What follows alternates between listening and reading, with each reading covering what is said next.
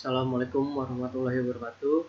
Izin memperkenalkan diri, nama saya Ibnu Abdurrahman dari Teknik Mesin Fakultas Teknik Universitas Sultan Ageng Tirtayasa. Di sini saya akan membuat video bagaimana membuat video presentasi tentang mesin bubut konvensional. Video ini saya tujukan untuk asisten laboratorium teknik manufaktur sebagai tugas hasil praktikum saya. Tugas lanjutan dari praktikum. Oke. Nah, sebelum mengenal lebih jauh tentang mesin bubut konvensional, kita harus tahu dulu sejarah mesin bubut konvensional. Sejarahnya itu pertama kali ditemukan tahun 1300 sebelum Masehi oleh orang Mesir. Jadi, awal ditemukan pertama itu oleh orang Mesir sekitar tahun 1300 sebelum Masehi dan digunakan luas di daerah Yunani Romawi. Nah, mulai abad 15 menggunakan pedal agar bisa digerakkan satu orang. Jadi awalnya ini mesin bubut konvensional ini digunakan oleh 2 orang, dengan 1 orang memutarnya dan 1 orang memegang pahat. Kemudian pada abad ke-15 1 orangnya ini digantikan oleh mesin agar bisa digerakkan 1 orang.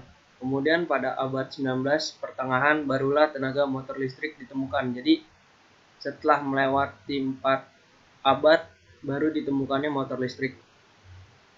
Oke. Pengertian dari mesin bubut itu sendiri adalah salah satu perkakas yang bekerja secara memutar dan menggunakan pahat untuk menyayatnya. Jadi benda itu diletakkan di mesin bubut, dicengkram, dan mesin itu memutar, kemudian digerakkan mendekati pahat. Jadi secara otomatis benda kerja tersebut akan termakan oleh pahat. Selanjutnya prinsip kerja yaitu memutar benda kerja yang berpegang pada cuk atau pemegang dan bergerak mendekati pahat. Nah, ini bagian-bagian mesin bubut konvensional. Ini kepala lepas. Jadi di sebelah kiri dipegang oleh cuk atau pemegang. Nah, apabila bendanya itu sangat panjang, bisa digunakan kepala lepas. Kepala lepas ini juga bisa digunakan sebagai pahat dari ujung untuk membuat lubang. Nah, ini contoh mejanya secara keseluruhan mesin bubut. Nah, ini penjepit pahat. Penjepit pahat itu untuk menjepit pahat di bagian atas ataupun samping. Jadi ketika bendanya memutar, penjepit pahat ini menahan pahat untuk memahat si benda kerja tersebut. Nah, di sini ada cuk. Cuk itu berfungsi untuk memegang benda kerja. Heretan atas berfungsi untuk mengatur dan kepala tetap untuk mengatur pergerakannya. Oke, macam-macam pahat pada mesin bubut konvensional. Pahat bentuk. Pahat bentuk biasanya digunakan untuk memahat melintang. Jadi secara keseluruhan memahat secara melintang itu menggunakan pahat bentuk. Selanjutnya ada pahat kulir. Pahat kulir adalah pahat yang dipergunakan untuk membuat kulir. Apabila benda kerja yang kita inginkan berbentuk silinder dan kita ingin menggunakan sedikit kulir, pahat kulir digunakan sebagai seperti itu. Selanjutnya ada pahat alur.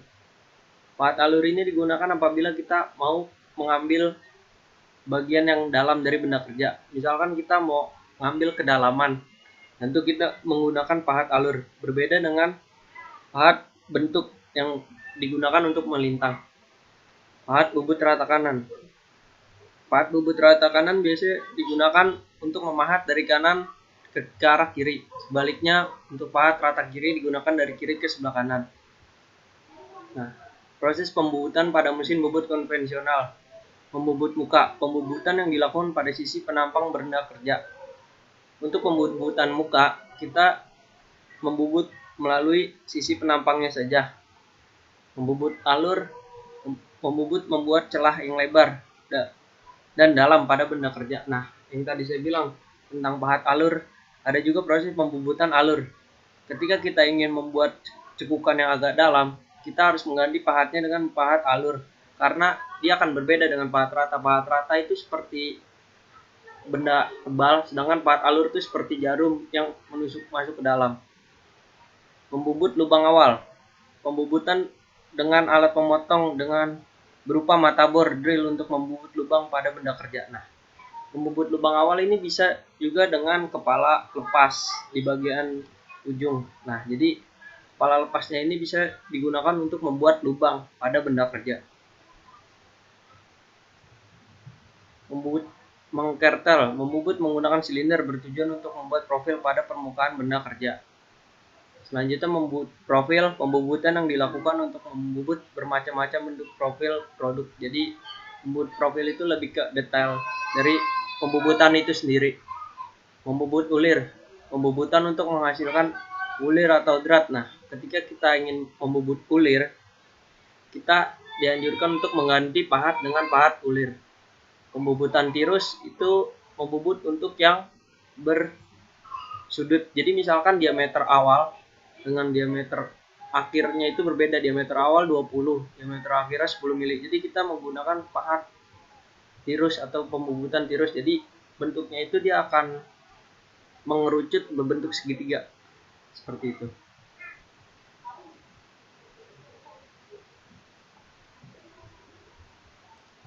Selanjutnya,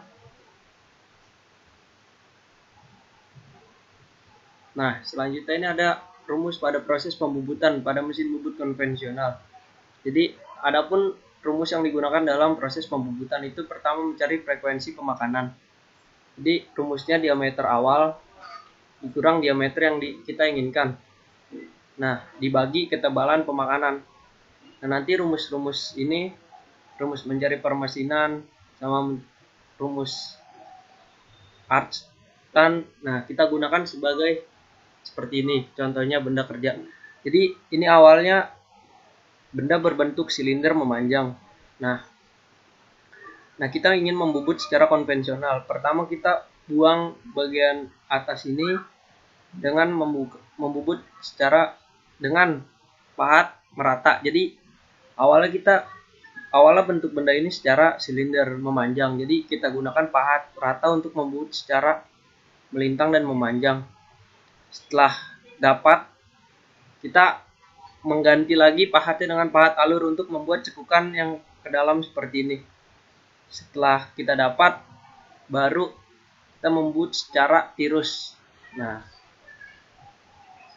fungsi dari rumus ini sebenarnya mencari waktu pemakanan dalam suatu proses pembubutan. Jadi I-nya itu frekuensi pemakanan. Jadi kita tahu nih frekuensi pemakanan dalam sekali pahat tuh misalkan kayak menggunakan pembubutan alur. Jadi frekuensi pembubutan secara pahat itu frekuensi pemakanan dengan pahat itu berapa gitu waktunya. Selanjutnya mencari waktunya. Nah, setelah kita tahu frekuensi pemakanannya, kita mencari waktunya. Misalkan panjang pemakanannya berapa. Misalkan kita ambil panjang pemakanannya dari sini sampai sini, itu 70 cm atau 7 cm atau 7 mili. Nah, kita masukin di sini panjang pemakanan. Kecepatan asyutan biasanya sudah ditentukan. Misalkan kita mau berapa kecepatannya.